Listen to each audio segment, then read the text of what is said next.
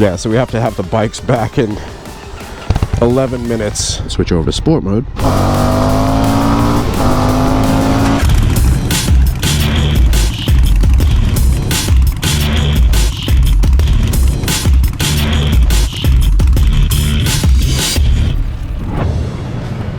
Before getting too far into the video, guys, with running a motorcycle shop, it does take tools to work on bikes, and that's where our sponsor of today's video comes in, Northern Tool. So we recently needed some tools to do some fabrication on this bike right here, which is Amanda's Indian Chieftain, and that's where the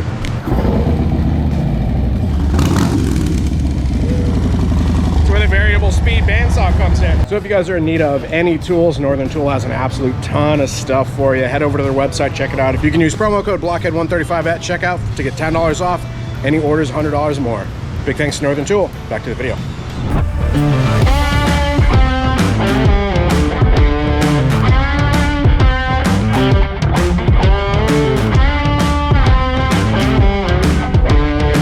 What up, Block fam? Welcome to today's episode where we are doing a test ride on the Indian FTR R Carbon. This thing is absolutely beautiful. We are here in the Czech Republic. Joining on this ride, we've got Amanda and Tomboy a bit. So they wanted to get up early, do some rides, so I figured why not go ahead, ride this bike, which I've ridden for the last day. We rode it from Prague to here, which is south of the Czech Republic. Got a good amount of experience on it, but figured I'd do a test ride video. If you guys want those hyper detailed tech specs, check out the link down in the description below. But just to give you kind of like a base quick overview, we've got inverted front forks, which are adjustable Brembo dual disc front brakes, Oleans on the rear, also adjustable wheel sizes right here, FTR seat, and then the carbon fiber, carbon here, carbon here, carbon here. It's looking good. Throw a leg over. So I am 5'10" tall. Don't know my inseam.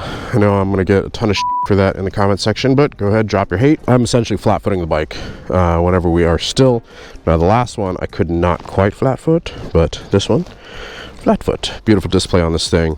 You do have multiple gauge modes. You've got RPM around the outside, speed in the center, gear indicator there at the bottom. If I swipe over, it'll give me a different gauge mode option. Everything in kilometers an hour right now since we are in Europe. You got your fuel level, gear indicator there, compass direction, ambient temp, odometer, and then RPMs at the bottom. I like this gauge more, just a little bigger, more legible. Oh, the weather is just beautiful today to do a ride. We just walked here from the hotel, and it's a pretty good walk, you know, like about 20 minutes or so. And it feels nice out, but it does warm up pretty quick, so it feels really nice to be able to move, get some wind. Look at all these motorcycles. We are here for Indian Riders Fest. If you guys are not aware of Indian Riders Fest, be sure to go check that out. Check it out. Saw little dude. That was awesome. He was doing a little biker wave. Skirt. I freaking love the FTR. It's such a fun motorcycle. This thing is so nimble, powerful, visceral, and you could just do shit like this. So Tomboy a bit leading the ride, like I said in the intro of that. If you guys want to go check out her channel for test ride videos, get that female perspective, be sure to go check her out.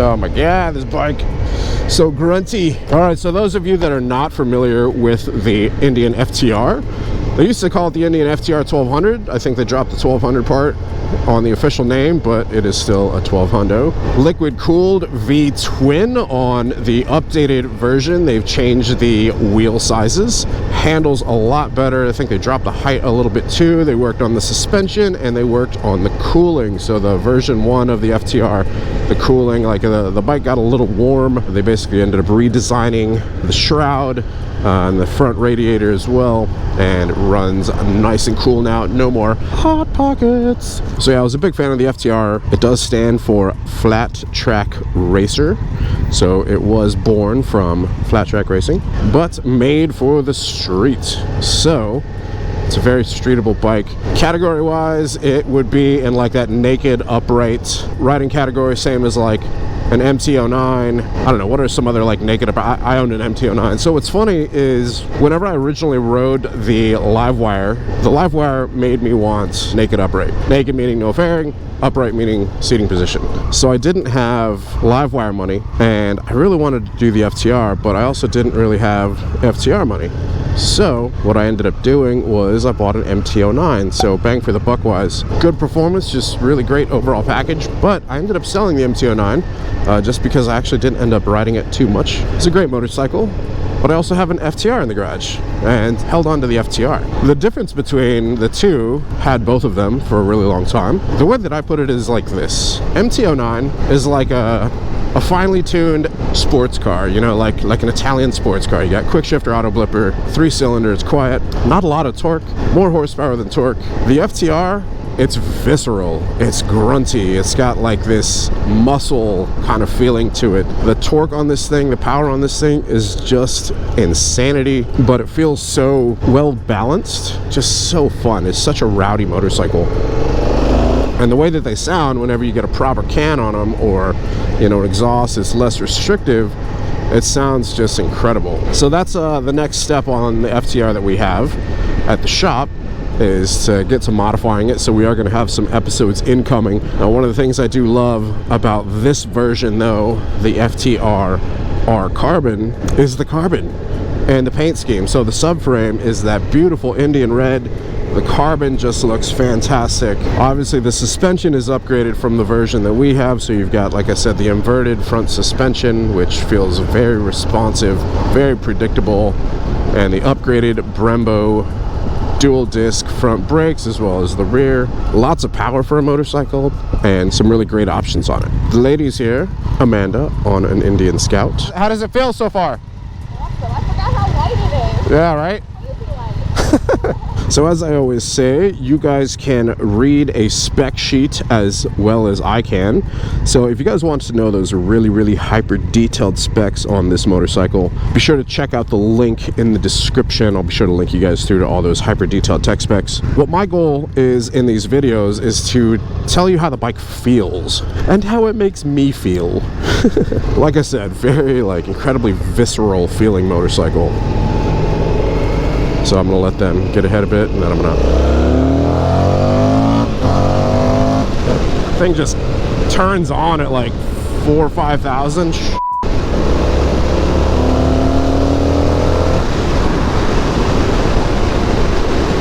The Kia turns on too.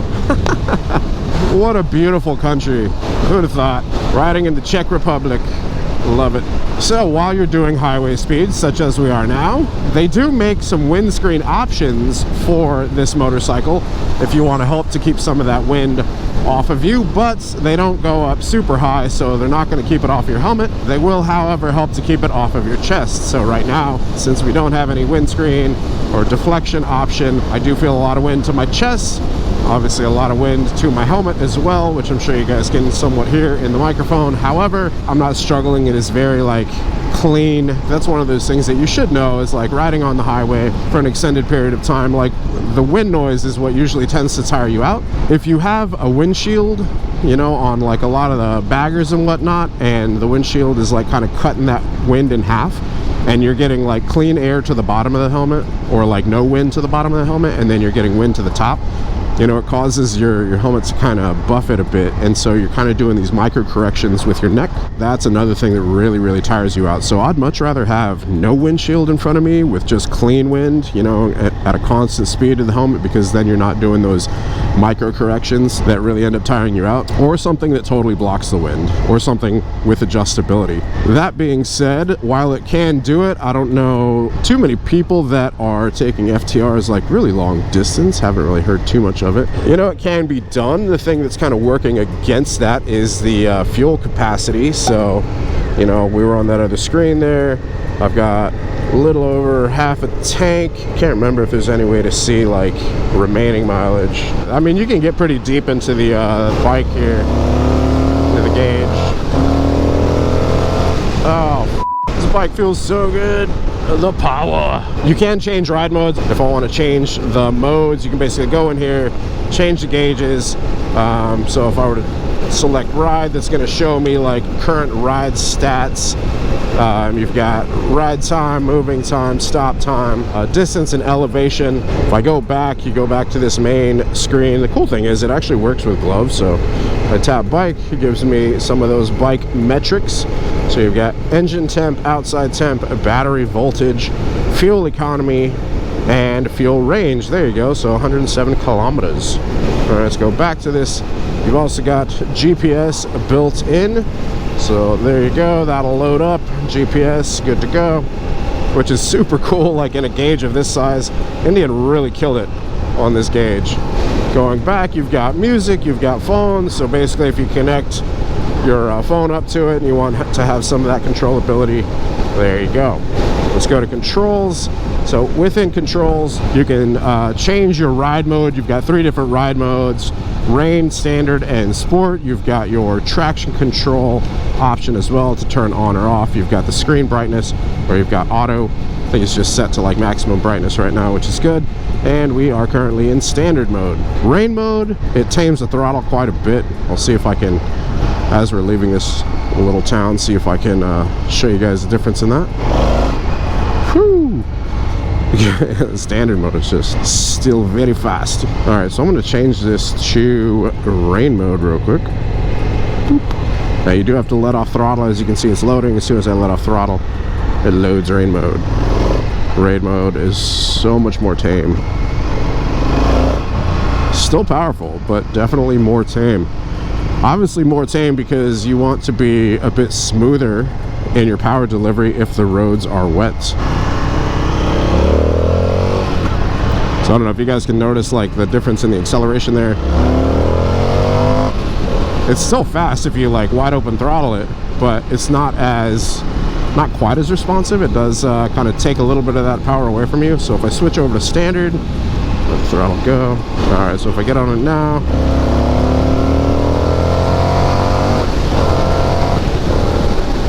oh, this is beautiful. Yeah, you can definitely feel it's less restricted in that mid to upper RPM. A little more responsive on initial throttle, so less twists in order to get more throttle response. I forget what they said the equation was. I think rain mode was like you have to twist 100% in order to get 100%. Standard mode is a little bit different. I think you have to only twist like 70% or something to get 100%. I can't remember what the exact number is. Don't quote me on that. And then sport mode is going to be even less than that. So since it's fly-by-wire, you know, they can have all those adjustments in there. Yeah, so we have to have the bikes back in 11 minutes, which I don't think is going to happen. So for the way back, we're going to go ahead and switch over to sport mode.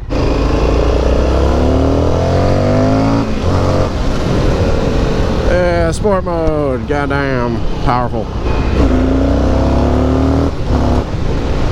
Yeah, this bike freaking wants to lift that front tire so much. It's crazy. I did forget to go over controls, so let's go over those quickly. Get this little tag. No, never mind. It's going to hang out with us. So on the top of the controls here, you do have your high beam, low beam, and pass. So you pull in to pass. Indicator will be there on the gauge. You press it out like that to keep high beam on. You do have cruise control. You press in to set. Indicates there on the gauge, and you press down to set it. And then bada bing, bada boom. There you go. Cruise control. Set up and good to go. To cancel cruise control, you can press the button in, roll forward on throttle, or tap front or rear brake. You do have back button there as well, and then this is going to be your menu selection button, and then indicators left, right, press in for hazards. First gear, 4,000 RPM.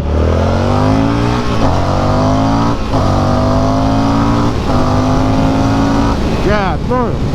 Oh, I'm glad I have good brakes. God, this bike is fast. Wasn't even taking it like to redline in those. I mean, it's getting up there, but still. Handling on this thing is just effortless. Feels so good. So I was talking about indicator left, right. They are self-canceling indicators, so the next turn that we come up to, I'll be sure to show you that. And then below the indicator, you've got your horn, so there's a little bit of a delay in the horn. It's kind of funny. Rev matching on this thing while downshifting is super easy. Just get a little blip of throttle as you downshift, and great.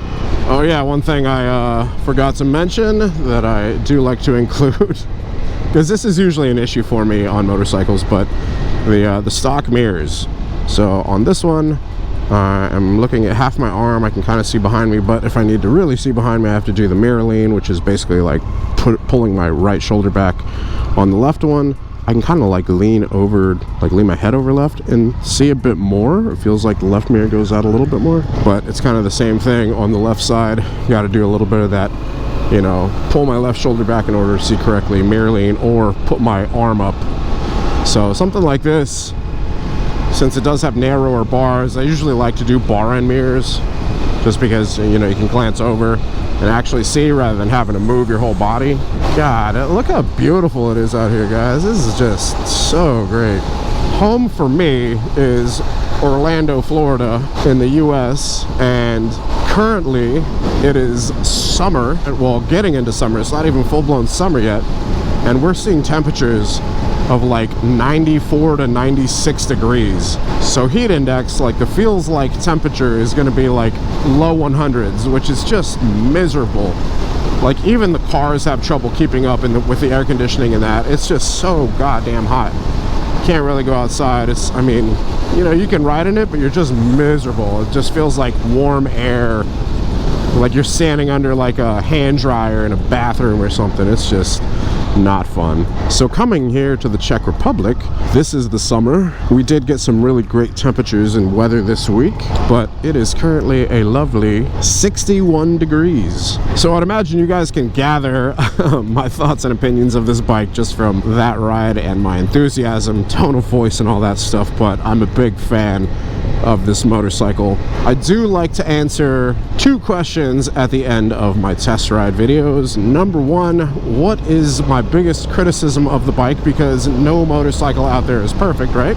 There are some that are great for a variety of applications, but I would say maybe the closest thing to a Swiss Army knife is maybe like a GS 1200 or a, you know, ADV Touring Pan Am, something like that. But that is aimed at a very specific niche. If you're looking for something like this, you have to consider the type of riding that you're doing. Like I said, the ergonomics are incredibly comfortable, but long distance, you are going to start to kind of feel it in your knees, since your legs are not bunched up, but they are bent.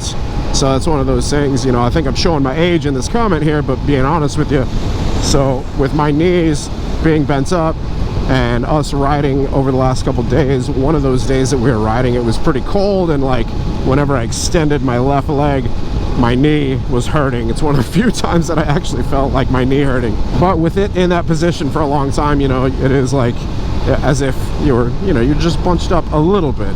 It is still incredibly comfortable.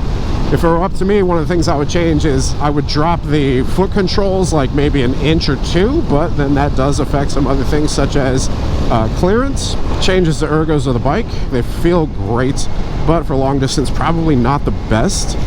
It can be done though. It's one of those things. It's like not necessarily designed for it, but if you have that amount of willpower, then it can be done. Kind of on that same note, the seats, it does push you kind of far forward. It is a bit of a sportier feel. Overall though, it really makes handling feel so nice, very responsive. You feel very in control of the bike. It has a really nice center mass. You feel like you're not like just very connected with it, despite, you know, kind of being sat very upright. It doesn't feel like you're sitting like really on top of the bike. It still feels like you're very connected to the motorcycle. The second thing that I like to answer is, would I buy it? And the answer to that is yes. Like I spoke about earlier, if you do have budget constraints and you're looking for something similar and you don't want to, you know, wait a little bit longer to save those extra pennies, there are other competitors in the market. But if you're specifically looking for something like this, my biggest piece of advice is, you know, if you're on the fence about this, like you love the specs, you love the look, but you need to see if you love the ride,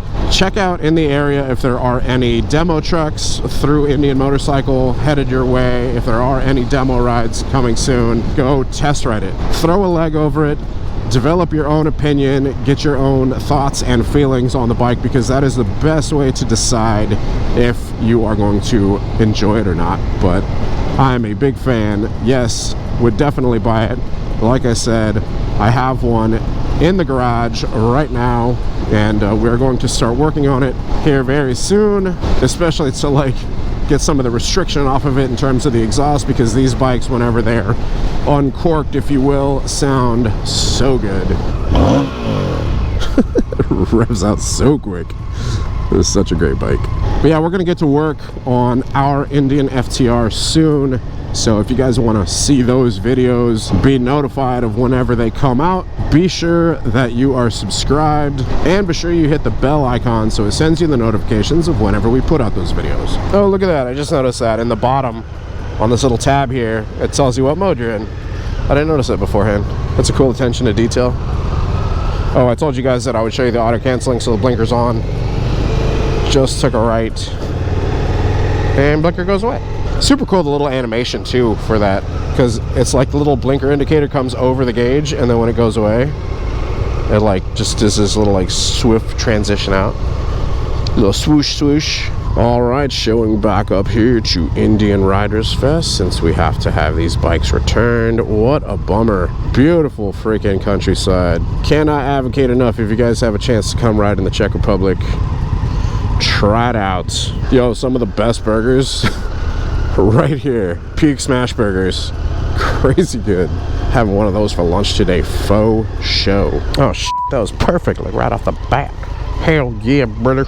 Oh my god, what a great motorcycle. Alright guys, there you go. Those are my thoughts, opinions on the Indian FTR R Carbon. Absolutely love the bike. If you guys have any questions on it, comment down in the comment section below, and I will answer to the best of my knowledge based on the experience here. Big thanks to Indian Motorcycle for lending us the bike. Hope you guys enjoyed the video. If you did, be sure to hit that like button. Lets YouTube know that we're doing a good job on these videos. If you guys aren't subscribed, you want to continue to see motorcycle content like this, hit subscribe, hit that bell icon so it sends the notifications of future uploads and activity. Until next time, ride safe out there, stay vigilant.